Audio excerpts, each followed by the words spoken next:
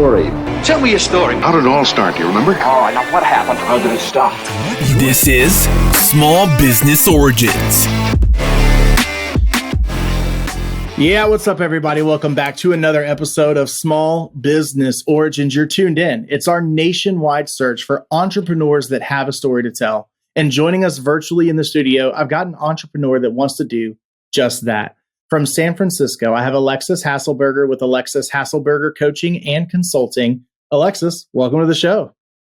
Thanks so much for having me, John. I'm excited to be here. Yeah, it is my pleasure. This is an interesting episode for me because my weakness is time management. It is just, I'm one of those people that always complain I never have time in the day.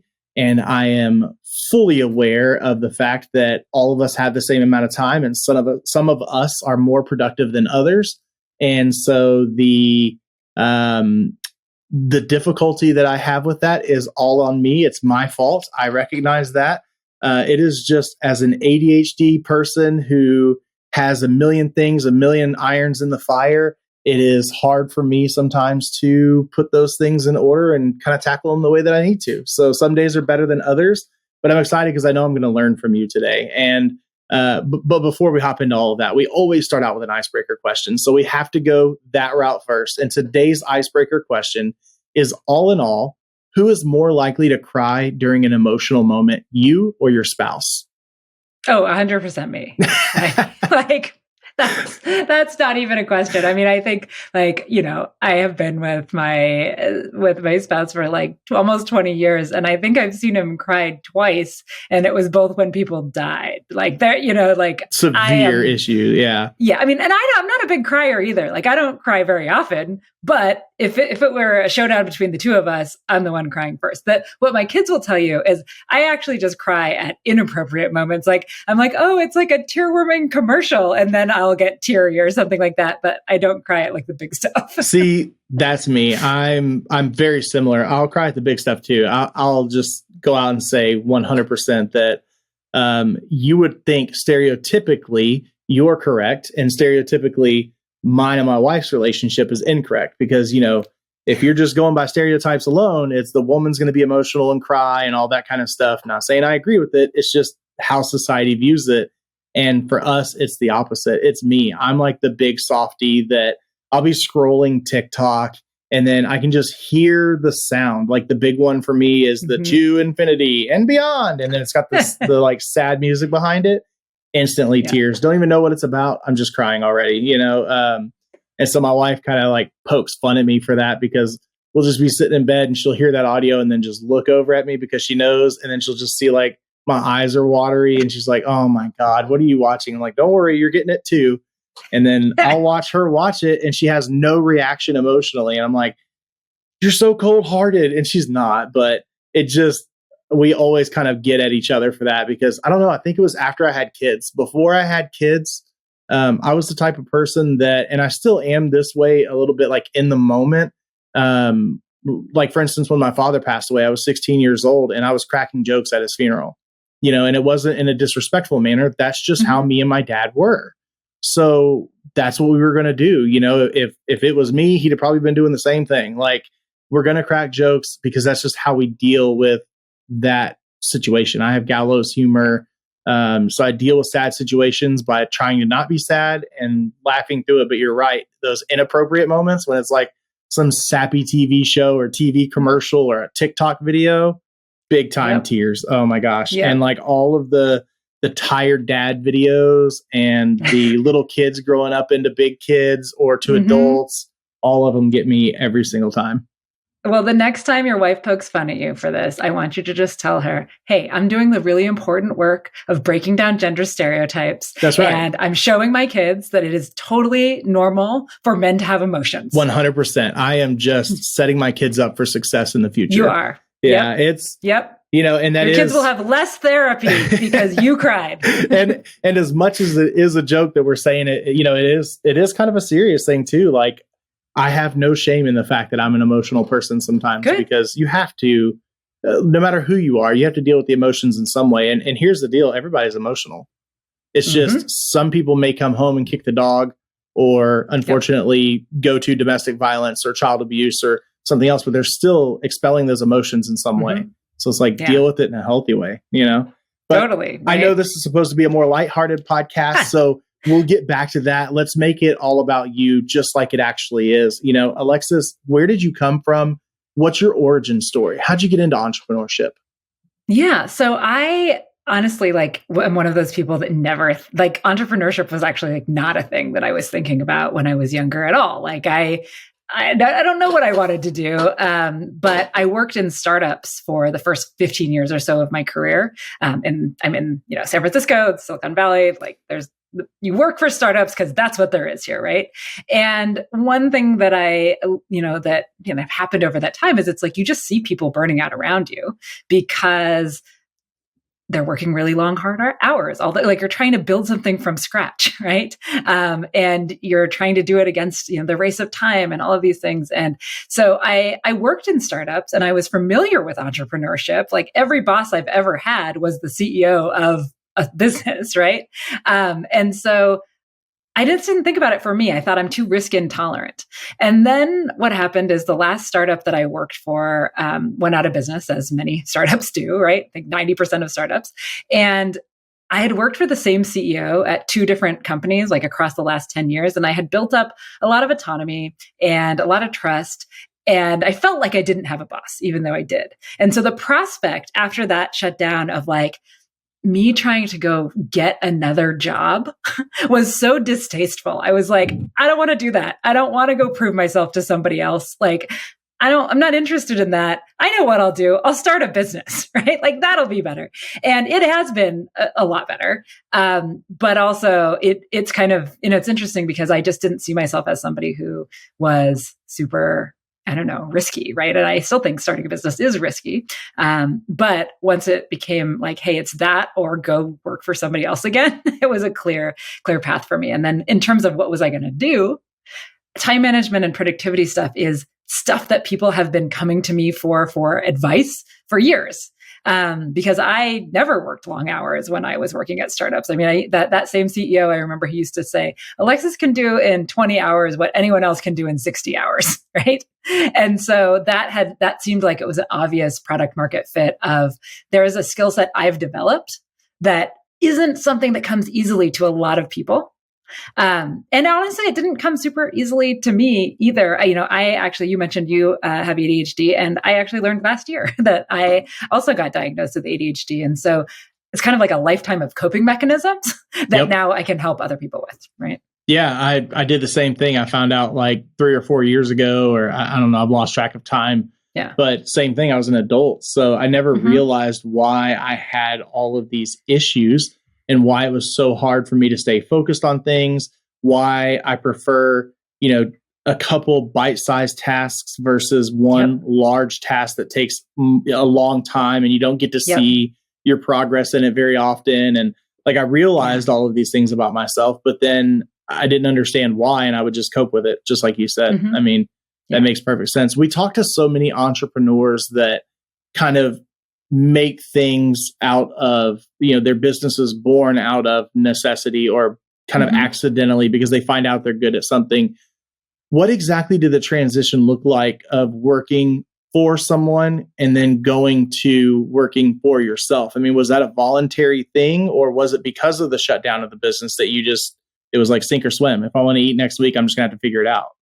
Yeah, I mean, we were I knew in advance, I was on the leadership team. So it's I knew this was all happening. So I had started thinking 6 months in advance, what am I going to do after this? And this idea of helping people with time and productivity. And, also, I think we should just mention that when I say time and productivity, I am not one of those productivity bros that's let's do all the things all the time. Let's make the most out of every single moment and never relax and never sleep. That is not what this is about. Right. But I realized that, that was something I could help people with. So I just started thinking about how could I do it? And I had been in consultative roles for a really long time. I was managing HR and dealing, I was an outsourced HR consultant for many different startups and CEOs and dealing with very kind of coaching-like consultative things. And so I thought, okay, well, maybe I can be a coach, right? Maybe I can help people through this. It's kind of like teaching, which I have some experience in, right? And so So that's how I started thinking about it. And then once everything was starting to wind down, I just started putting some pieces together. So like the very first thing I did, get a domain and like get a Squarespace website up there, because it's like, I have to have a place to send people when I tell them I've started a business, right? I have to have some sort of legitimacy there. Say it again for people in the back. Yes. yes. Like you got to have some place to point people, right? Because that makes it also it makes it real in some way, right? So I did that. And then I started thinking, okay, well, I need to like codify my curriculum or whatever that was going to be. So I just started actually writing, and I started writing best practices documents about everything I thought I knew, right? Like everything I thought I had thoughts about, like how do we have better meetings, and how do we best use our calendar, and what if you need to do a calendar audit, and how should we keep track of our tasks, and like what happens if you procrastinate, and like all of these things. And then I eventually was able to start putting that together into groups to form out the curriculum of my coaching program, or my first iteration thereof. Yeah. Side note, what do you view meetings as, and not, I mean, obviously anything that's all inclusive and says everything is great or everything is terrible, like that's generalizing is so bad. But as a whole, do you think meetings are kind of a waste of time? I think we have to flip the kind of default is the way I think about it. And so right now, right, especially with remote work from home, all of this stuff, and since the beginning of the pandemic, meetings are up 250% across the board. Like that's what the stats show. And so I think that most meetings are not well run. And most meetings actually probably shouldn't be meetings in the first place. Yes. And so there are a couple of, right, I think like we need to default to asynchronous first, and then a meeting only when we actually need to. So the way that I think about it is like, if you're trying to schedule a meeting with someone, if you're like, oh, I need to meet with someone, the first question you should be asking yourself is, have I actually thought through this thing on my own? Right. And if you haven't, you don't have an agenda for this meeting, you don't know what you want to get out of this meeting, you don't know what the goals are, not time to schedule the meeting, right? Right. If you're like, yep, I have thought through it, I know exactly what I need, I know what the agenda is, then the next question is, do I actually need to do this in real time with someone, or could I send them an email or a text message and still get the information I need, right? If so, do that. And then only if you're like, yes, I've thought through it, no, it can't be done, like I need outside perspective and it can't be done asynchronously, that's when you would schedule a meeting. Yeah. If it wasn't recorded, I would ask you to say it again, but I can just clip this and put it on all the social media channels and say it over and over again, because that's, of course, by the time that this airs, this may be old news, but that's kind of over the past couple of months what I've been hearing and seeing and then realizing in my own business is all of these meetings that we're having, the majority of the time, they seem like a waste. That's what I just told my wife today. I was like, there's no reason that we should have to have a meeting for someone to find out X, Y, Z. They should have a place they can go to find that out, or, where we're all on the same page already because you have a system in place, or, it's something that can just easily be a follow-up email, a recurring email every week that says, hey, let's check the status on this or this or this, and then answer that back to me. I know it's a little sidebar there from our conversation, but I was thinking about that pretty heavily today. No, I think you're totally right. And I think that, when we think about meetings, right, and like how much time are we spending in them? Regularly, I have clients who come to me and we'll start doing their calendar audit, which is something I do with all my clients. And sometimes they have 40 hours of recurring meetings a week. Ugh. And then they're like wondering how they're not getting enough done, or like why they're working at 11 p.m. And I'm like, this is why, right? Like if you're in meetings all day, there's no time to do the actual work. And just like you said around status updates, I think status update meetings and informational only, like one way type of presentation meetings, like these should not be meetings. Like you have an all hands thing you want to like record and send out to people. Great. Let them watch it on their own time. They can speed it up if they want to. Status updates, like let's use a shared task system. Then we don't need to have these meetings, right? Yeah. No, I mean, it's a great point. And I guess I didn't even think about the fact that it obviously plays into the topic here, because it is sometimes a waste of time, or at the very least, as you said, if you're overscheduling your meetings, I mean, I assume that something you teach people is to allot a certain amount of time. for these meetings, and then a certain amount of time for the work to occur after that. And if you're not properly scheduling those things, you're going to find yourself in that conundrum. I know one thing that we like to do here at Beefy that I think is pretty, I would say, efficient, is that most of the meetings we have are working meetings where work is getting done during that meeting. So for instance, yesterday, you could say that I was in a meeting from 9:30 a.m. until about 3:30 p.m. And what we did was just worked on a project together, and it included several pieces of information that we needed to talk about together, discuss, talk through like plans for the future that we had to make. And then the rest of it was building this project.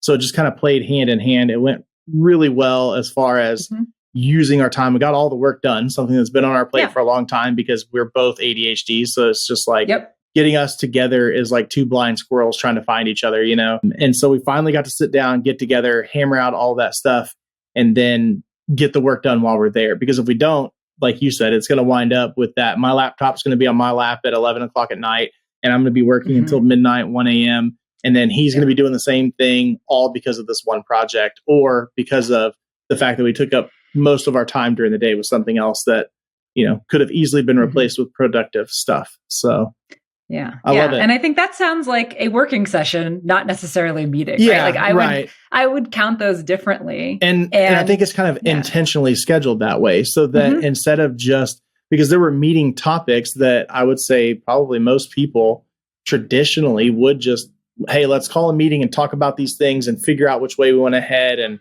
how we're going to do this. And then after that, everyone had their individual tasks of, okay, well, write up this for me so we can add it to the project and then make sure that we have this, gather this content, all of that. And it was like, okay, we can talk about it and then work separately, or we can just sit down and make it a work session instead of a meeting.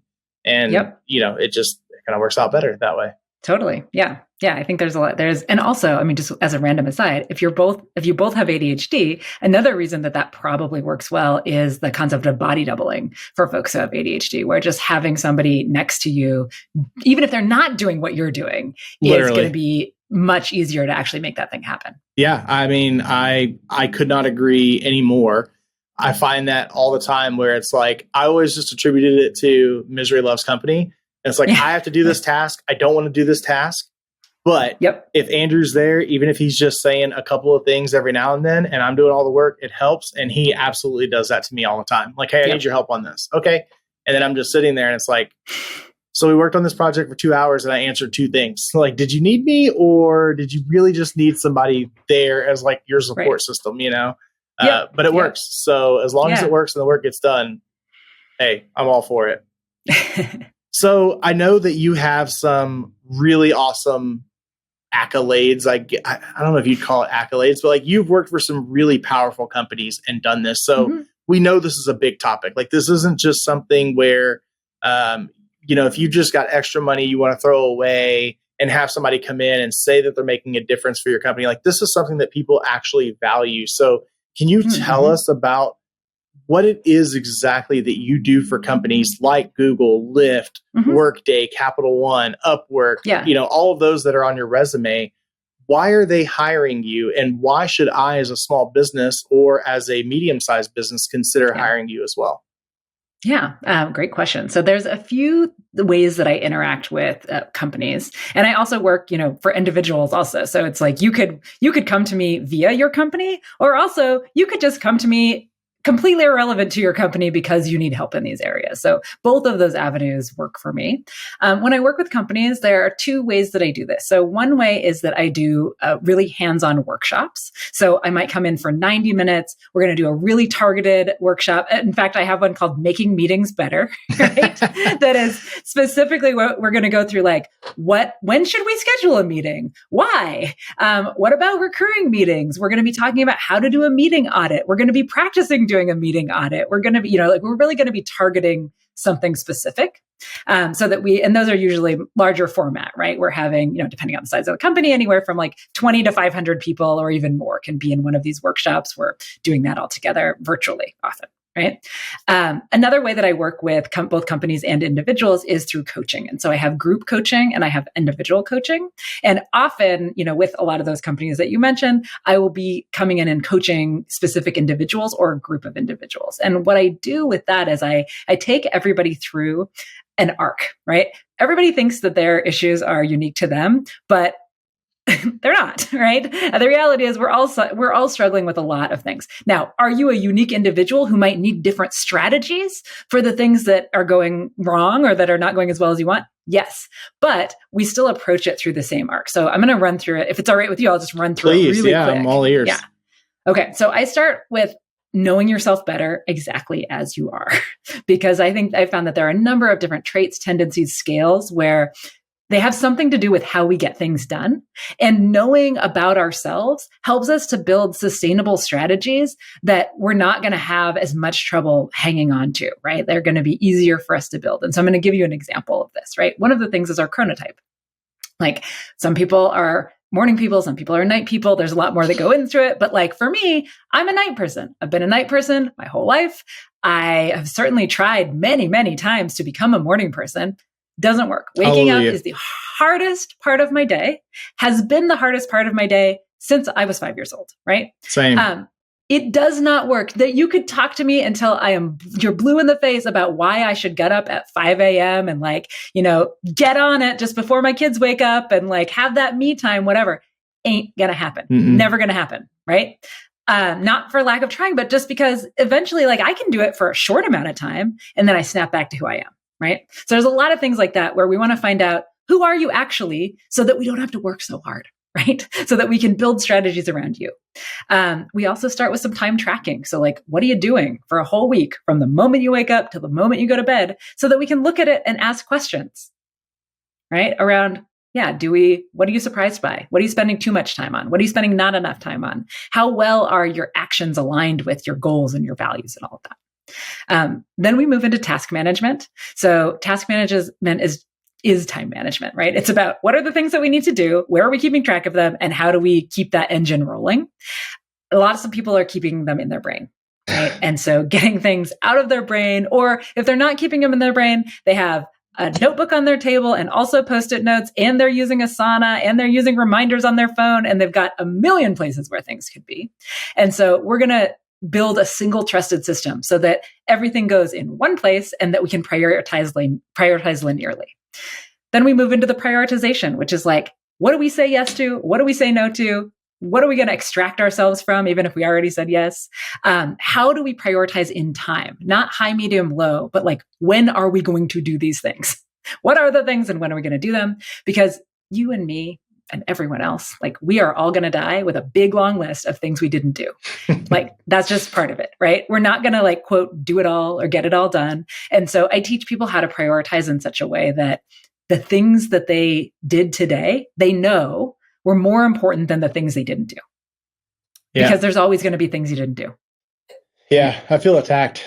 sorry. Because it's spot on accurate. You couldn't be any more correct about I'm the guy that I've got my calendar, which is synced across all devices, which is great. I'm sure that you love that.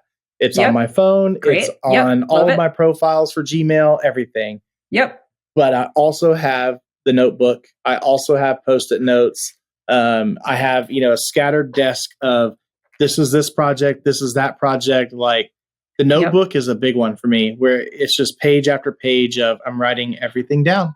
And this is what I need to do. This is where I'm at on this project. And it's I guess I should say it was a problem for me. I've started to move more towards, because we have our own software here, Wingman, where we're doing a lot of our pipeline work and CRM stuff, as well as just the overall tracking client for client, all of that stuff. So it's a really nice way to keep up with everything without being in the dark ages anymore. But you're right.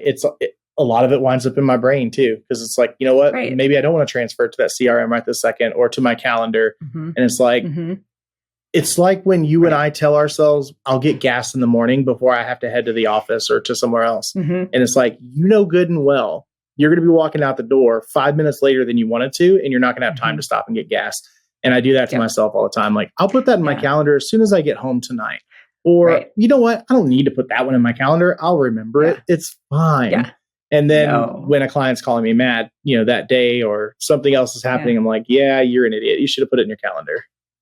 Right. And it's just, well, don't call yourself an idiot, but also I think this is like prioritizing our future selves, and humans are bad at that, right? We are like, today, I always say like 8 a.m. you and 8 p.m. you are totally different people, right? 8 a.m. you is like, great, after dinner, I'm going to like go work out, and then I'm going to go organize all my photos, and then I'm going to like blah, blah, blah, blah, blah. And 8 p.m. you is like, whew, the kids are asleep. Let me just go to bed, right? And Literally. like, it is so hard for us to build that muscle of, okay, I am going to opt for the shorter version of the pain instead of the longer version of the pain, right? It's like, yeah, it is painful to like put something in your system right in the moment, but it is more painful to not do it.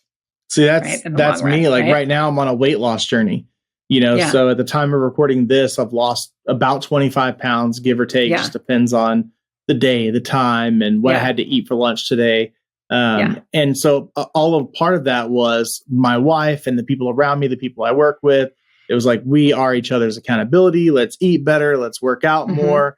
But then when they're like, hey, my wife will get home and be like, hey, I'm thinking about after dinner, I'm going to go to the gym. I'm like, God, I don't want to go to the gym. And it's like, we just talked about this and you said you wanted to do this after work. And exactly like you said, what I said when I was all motivated and ready to wake up at 4 a.m. and go work out and have an ice bath. And that was a different John Kelly. Like, this is John Kelly now. And I kind of want to just pop open some ice cream and watch Blacklist on Netflix. Like, I don't know. There's something else we can do, Yes, totally. And so yeah, I mean, I'll quickly kind of run through the rest, but like after we learn to prioritize, then we do some planning. So some really high ROI, low effort, high reward types of planning, like quick daily planning and quick week planning, right? So that basically we want to separate the planning from the doing, because just like you mentioned, right? Like, we don't always make the best decisions in the moment, right? Or if you've ever been staring at your computer and being like, oh, I have this half an hour, what should I do next, right? You spend the next 20 minutes trying to figure out what to do, and then it's time to get on the next call, right? So we want to provide some ways that people can plan a little bit for the week, and then have like a little bit of time of planning for each day, so that you can basically say, is my plan that I made for the week does it still make sense, right? We want to plan for the time that we actually have, instead of what most of us do, which is planning for the time we wish we had, where we're like, here's a laundry list of 30 things that I hope to get done today, instead of looking at your calendar and being like, well, I actually have 2.5 hours and here's what fits in to this, right? We also want to be able to disconnect from work at the end of the day. And it's really hard to do that if you don't have a plan for the next day, right? And it also, you have to use all that activation energy in the morning if you don't have a plan, because then you sit there for the first half an hour looking at your email, looking at your tasks and being like, okay, what should I do today? But if we plan in advance, then we just get to start the day rolling. We also do a calendar audit. Like I mentioned, we get everybody to inbox zero and have a way to stay there on all of their different inboxes that doesn't involve spending all your time in messaging. We move into habits. So just like you mentioned with the gym, right? Like there's motivation and there's willpower, and those do not a habit build, right? And so I teach science-backed habit strategies that help us with that. So for you, like with the gym, I might say you might want to use the strategy of pairing, where maybe you watch Blacklist only when you're on the treadmill, right? So it's like you're tying something you do enjoy to something that you don't enjoy yet, right? Or that you're trying to build. So lots of different habit strategies, which also are going to vary based on what we learned about you in the beginning, because some strategies are going to work really well for you and others won't. Then we move into efficiency. So this is things like outsourcing, delegation, batch processing, templates. Like, how do we decide once, think once, do the work once, and not have to recreate the wheel constantly? And then lastly, we end on focus. So this is equal parts continuing to remove distractions, but also have you ever been alone in your house? No, your kids are at school, your wife's not there, no distractions, your phone's not even there, it's in another room. You sit down, you're like, I'm going to do this thing. And then you still can't focus on it. Yeah, because I can just go to sleep at that point. Yeah, right. Because I don't have my phone to wake me up or give me things to do. I don't have my kids. Yeah, I would just go to sleep. Yeah. And so we also talk about strategies and teach people strategies so that they can sort of create focus out of thin air when you need to, because sometimes you need to. And so that is what I do. That is what I take people through, so that at the end of working with me, they have a working set of productivity systems that work pretty well in their life, but also they have a toolbox full of tools so that when things change again, when they have another kid, when they get a different job, when their team doubles in size, when they move to a different country or whatever, they can then rejigger their systems to meet the needs of their new circumstances. Yeah. I mean, that's the hard part too, is there are a lot of people out there that have valid excuses. There are people like myself, my listeners know I've got a full-time job. I've got a part-time job that really is full-time. I'm also a business owner of not a startup, but still very heavily growing phase of a company.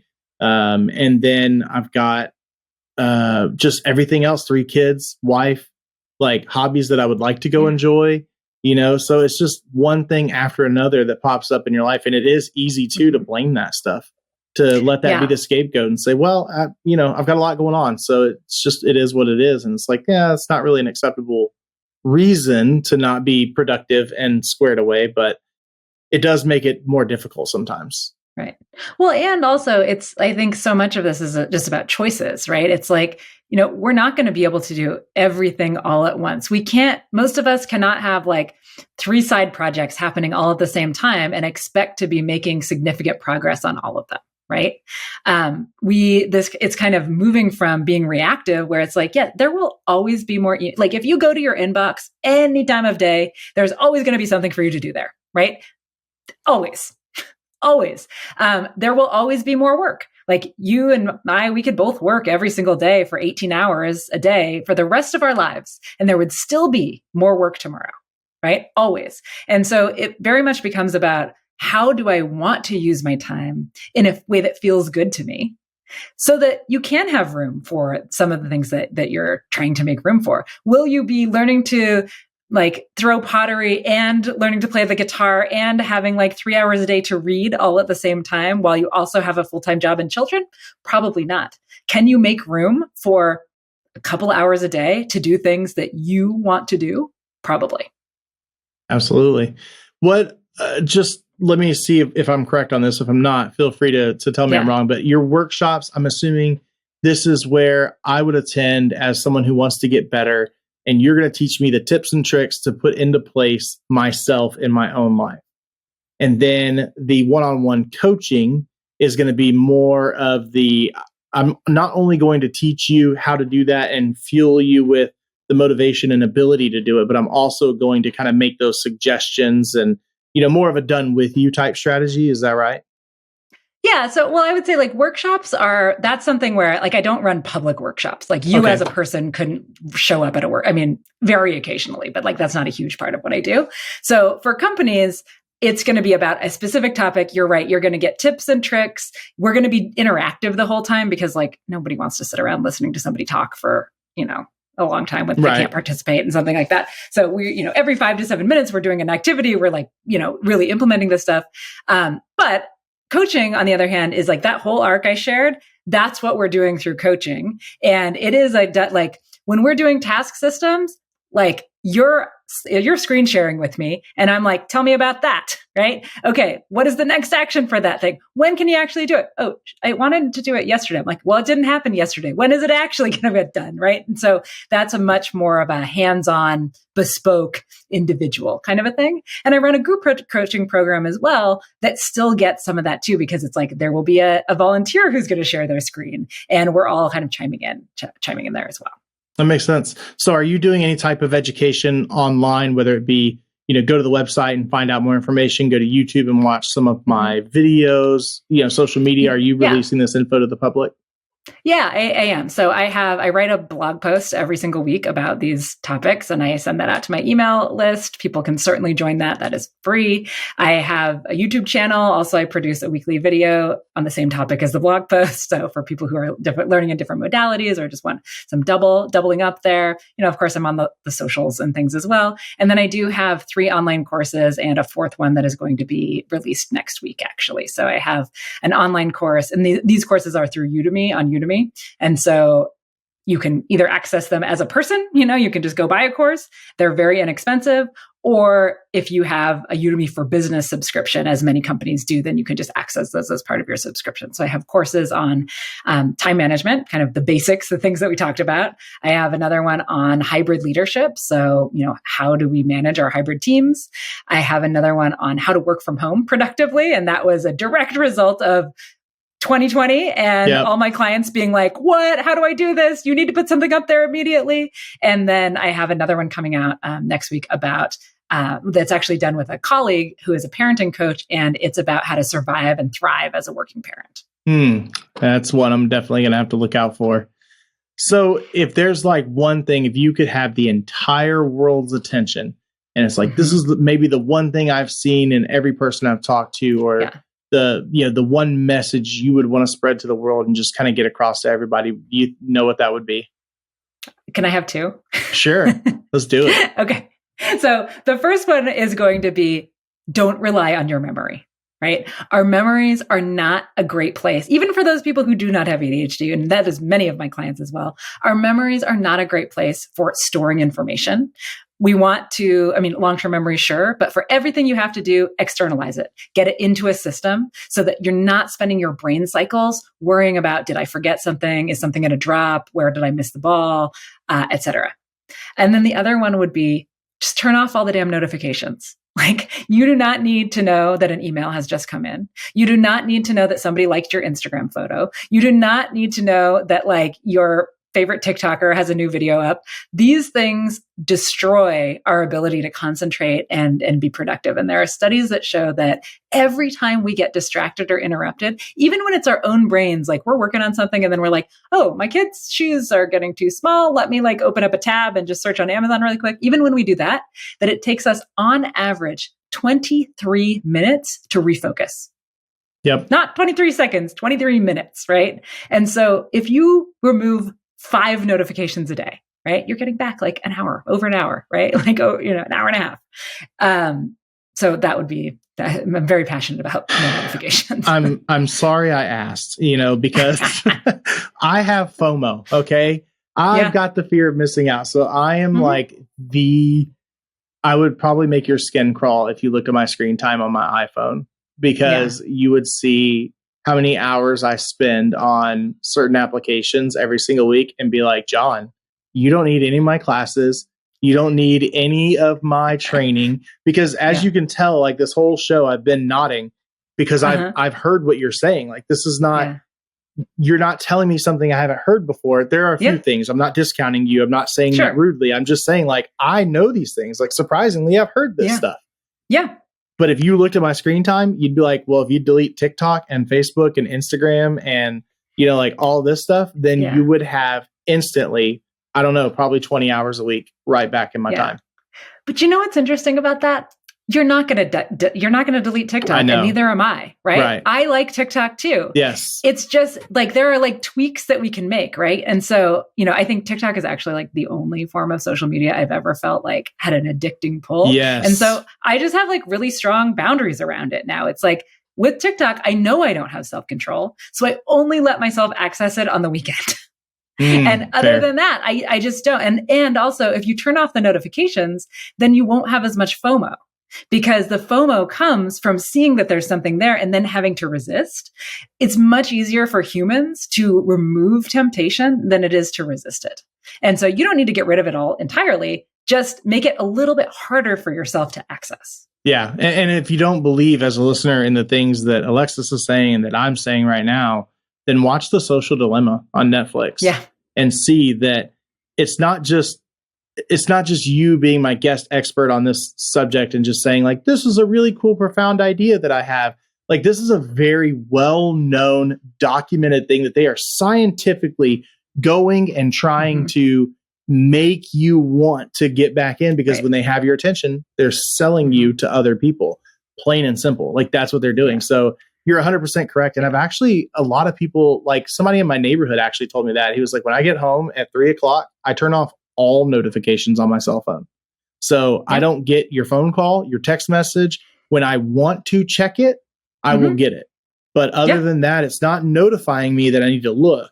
I'm going on my own and saying, hey, I want to take a look now. And that's what happened was like, I called him at like 5 p.m. or something. And he called me back later at like 7 or 8 o'clock and was like, hey, this is just now I have time away from my family. I'm not with my kids anymore currently.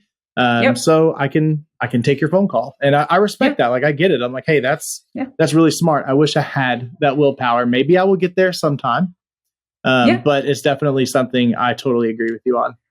Yeah. Well, you should think of it as an experiment and not as a model of willpower, right? It's like, try it for a week and see what happens. Like, I think I'm more like your friend. I don't have notifications on ever. Like, my phone's always on silent 100% of the time, except for that I do have emergency bypass turned on so that like, if my kids text me while they're out or something, then that can punch through. But I did that begrudgingly. Right. I didn't even want that. I only did that for safety reasons. Yeah, I hear you. And I need to get there one day. It's a really good idea. I like it. So, I know this has been like a great episode for me. I've got so much good information here. And I just, I know you've got other commitments you'll have to get to at some point today. And I want to be respectful of your time, especially since you're a stickler on productivity and efficiency. So I think it's a good place to just say all of your links, everything you mentioned, we're going to put that in the show notes. We're going to have that available for all of our listeners right now. So if they want to learn from you, we will absolutely send them your way. Great. Thank you. Thanks so much for having me on. It's been a really fun conversation. Absolutely. Thank you so much for being a part of this and coming in and sharing your information with us today. So that's it for us, man. Thank you, listeners, for tuning in to another episode of Small Business Origins. We couldn't do this thing without you, and supporting entrepreneurs just like Alexis is the whole reason that all of us are here right now. So thank you for taking time out of your day, hopefully in a really good, productive, efficient manner, so Alexis doesn't like hunt you down and find you and make you a customer one day. No, I hope that you do become a customer, because I know this is something we can all benefit from. This is something that even I need. And, like I say, every single episode, it doesn't take anything to like, to share, to just check out the content that Alexis has online and learn from her absolutely free already. And then maybe sign up for a course, maybe sign up for some coaching, or tell your boss, hey, we need to hire her to come in and do this workshop for all of our people. So that's it for us. It's been another week, another entrepreneur, and another great episode. We'll see you on the next one. And as always, stay beefy, my friends. Thanks for listening to another episode of Small Business Origins. I love an origin story. If you like what you just heard, leave us a review, subscribe, and share with a friend. You guys, check this out. They're going to love it. You're going to love it.